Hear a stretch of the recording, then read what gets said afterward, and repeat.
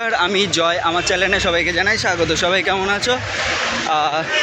আমার জন্য আমার অফিসে আজকে না মানে সোমবার দিন বিশাল বড় একখানা ঘটনা ঘটে গেছে, যেটা ঘটাটা একদমই উচিত হয়নি।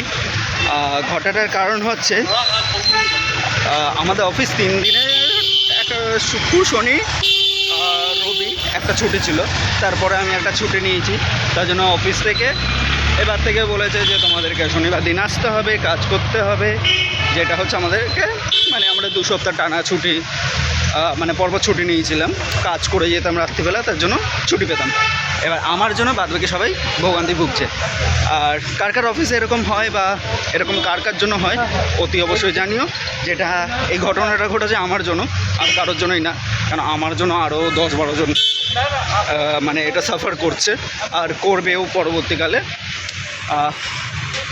এরকম যদি কারোর সাথে যদি হয় তা টোটাল গ্রুপের কাছ থেকে সরি চাইবে, কেন এটা ঠিক না। আর ব্লগটা কেমন লেগেছে অতি অবশ্যই জানাবে, লাইক সাবস্ক্রাইব করতে কিন্তু ভুলবে না। রাধে রাধে।